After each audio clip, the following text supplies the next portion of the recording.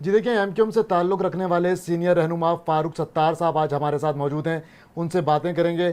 کیا حال ہے فاروق ستار صاحب آپ کے؟ اللہ کا شکر ہے، جیسے پوری دنیا کا حال ہے ویسے آپ کا حال، ویسے میرا حال، مطلب اس وقت تو پوری دنیا ایک ہی جیسی کیفیت سے گزر رہی ہے۔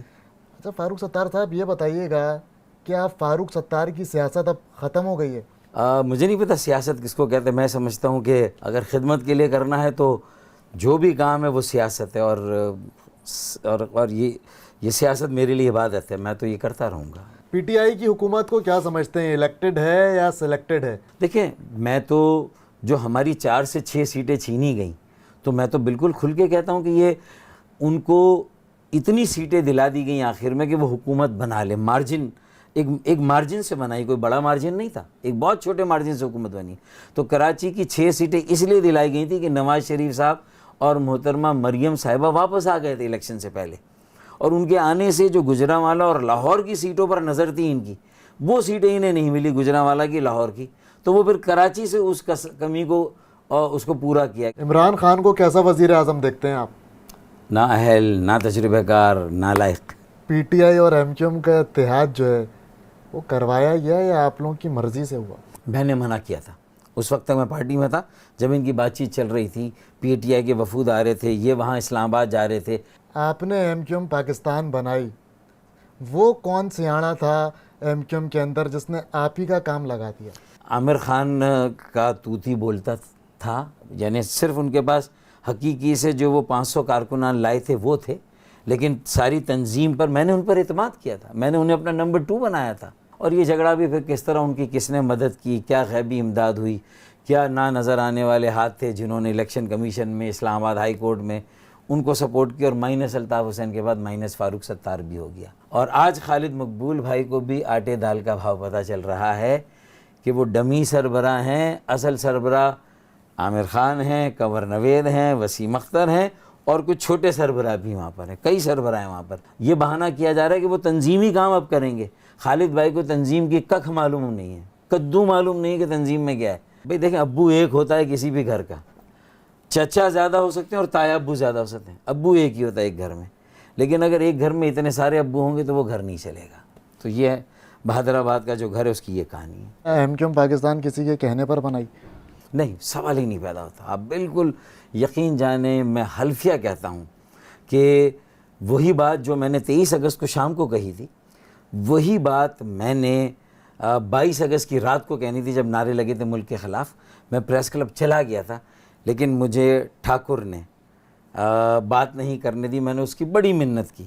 اور یہ بھی مجھے معلوم ہے کہ ایک پنڈی سے فون آیا تھا اور ایک شاید اسلام آباد سے فون آیا تھا، اس لیے مجھے صبح چھوڑا گیا تھا، اور یہ دیکھنے کے لیے کہ میں کرتا کیا ہوں۔ فاروق ستار صاحب، وہ کون سی قوتیں تھیں جو پی ایس پی اور ایم کیو ایم کا مرجر چاہتی تھیں؟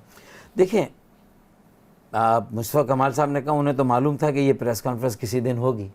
اب ان کے پاس کوئی جوتشی تھے، ہیں، کوئی نجومی تھا جس نے انہیں بتا دیا تھا۔ عامر خان اس ویو پر سوار ہو کر آ رہے تھے کراچی، ایئرپورٹ پر اترتے، ان کا استقبال کرتے 1000 کارکنان، بہادر آباد لاتے، ہم سب سر پکڑ کے بیٹھے ہوتے، اور یہ نعرے لگتے کہ مصطفیٰ کمال فاروق ستار گٹھ جوڑ نامنظور، M Q M P S B گٹھ الحاق نامنظور، فاروق بھائی استعفیٰ دو، اور عامر خان کو جو ہے وہ رابطہ کمیٹی کا کنوینر بنا دیا جاتا۔ یہ پلان اے تھا۔ آپ کے قریبی ساتھی اور ایم کیو ایم کے ماہر قانون آج حکومت کے وزیر قانون ہیں، کیا سمجھتے ہیں فاروق نسیم صاحب سے آپ کی کوئی ناراضگیاں ہیں، کوئی شکوے ہیں؟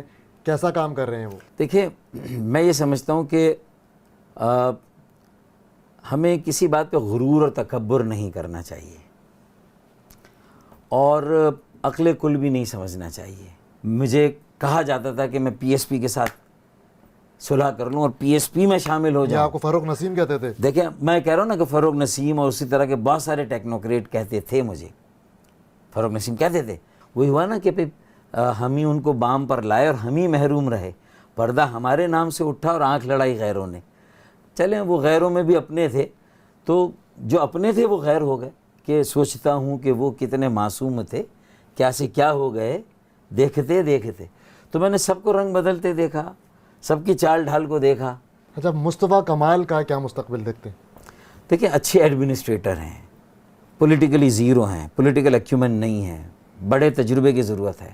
اچھا, مائنس الطاف حسین, مائنس فاروق ستار, اگر مائنس خالد مقبول صدیقی ہو گیا تو اگلا سربراہ ایم کیو ایم کا کون ہوگا؟ مائنس خالد مقبول صدیقی تو تبھی ہوگا کہ خالد مقبول صدیقی میری طرح ہمت کریں اور بتا دیں کہ یہ ایک ٹولہ ہے جس نے ایم کیو ایم پر قبضہ کیا ہوا ہے. اور خالد مقبول اگر یہ ہمت کریں گے مائنس ہوں گے, لیکن پھر میں اور خالد مقبول ایک طاقت بنیں گے, کارکنان پھر ہمارے ساتھ ہوں گے, پھر اصل ایم کیو ایم ہم ہوں گے, نظریاتی ایم کیو ایم ہوں گے. اور خالد مقبول میں بھی یہ جراثیم ہیں, کیونکہ وہ بھی ڈس آنیسٹ آدمی نہیں ہے, وہ بھی مجھے یقین ہے کہ وہ بے ایمان آدمی نہیں ہے, لیکن اللہ انہیں اتنی ہمت دے, اتنا حوصلہ دے کہ وہ بھی ایک لائن کھینچ دے کہ انف از انف. کیا بانی ایم کیو ایم کا چیپٹر آپ سمجھتے ہیں بند ہو گیا؟ دیکھیں 92 میں بھی سنا تھا کہ ان کا چیپٹر بند ہو گیا, پھر اس کے بعد 98 میں گورنر راج لگا, پھر یہ بات ہوئی کہ ان کا چیپٹر بند ہو گیا, پھر ہائی کورٹ سے ان کی تقریروں پہ پابندی لگ گئی, پھر سنا کہ ان کا چیپٹر بند ہو گیا, پھر 23 اگست کو ہم نے بھی ایک لحاظ سے ان کا چیپٹر بند کر دیا. بھائی ہم تو الگ ہو گئے نا ان سے, کسی کے روٹس نہیں کراچی میں, ویکیوم ہے. تو اس کا مطلب ہے کہ لوگ وہ وقت یاد کرتے ہیں جو ایم کیو ایم کے بانی کا دور تھا کہ کم از کم ہماری 17 سیٹیں تھیں.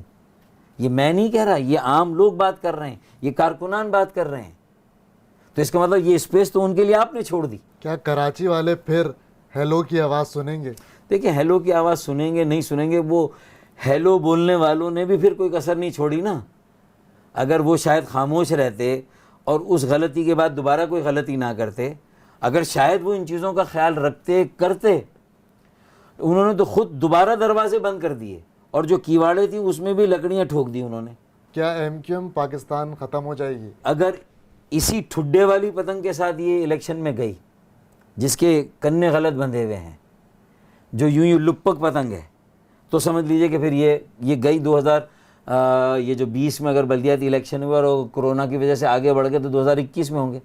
تو یہ اگلے بلدیاتی الیکشن میں انہوں نے میئرشپ کا تو سودا کر لیا ہے.